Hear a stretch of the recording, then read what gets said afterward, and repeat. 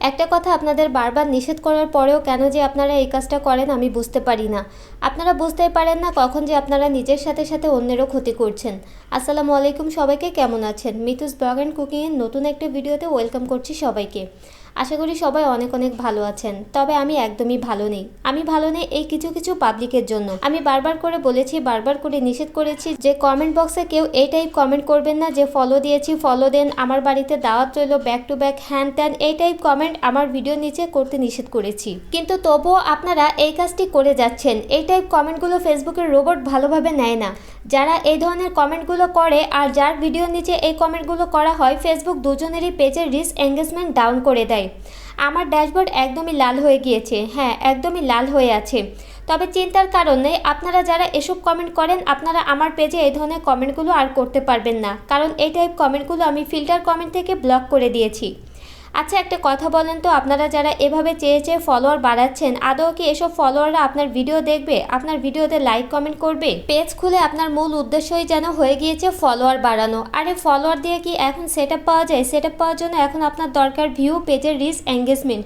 আর এই reach engagement বাড়াতে অবশ্যই আপনাকে মানুষের সাথে ভালোবাসাপূর্ণ সম্পর্ক রাখতে হবে। সবার ভিডিওতে গিয়ে সুন্দর সুন্দর গঠনমূলক কমেন্ট করবেন, যেন মানুষ আপনার ওই কমেন্টের প্রতি আকৃষ্ট হয়ে আপনার পেজটা ঘুরতে বাধ্য হয় এবং আপনাকে ফলো দিতে বাধ্য হয়। শুধু ফলোয়ারের পেছনে না দৌড়ে আপনারা ভিডিও কোয়ালিটি ভালো করার দিকে মনোযোগ দিন। ভিডিওর কোয়ালিটি ভালো হলে মানুষ এমনিতেই দেখবে, এমনিতেই ফলোয়ার বেড়ে যাবে।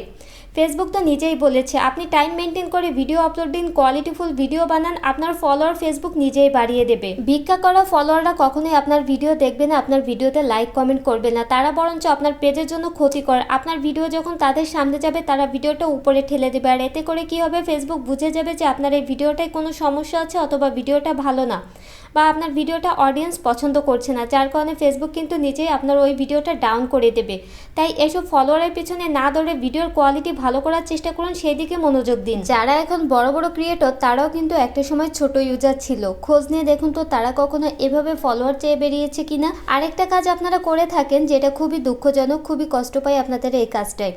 আপনারা অনেকে ভিডিও দেখে করেন বা না দেখে করেন জানি না, বাট ভিডিও দেখে টুপ করে একটা কমেন্ট করে দেন, কিন্তু কোনো রিয়াক্ট দেন না। কেন ভাই, আপনারা কি জানেন না ভিডিও র্যাঙ্ক করাতে রিয়াক্ট কতটা গুরুত্বপূর্ণ?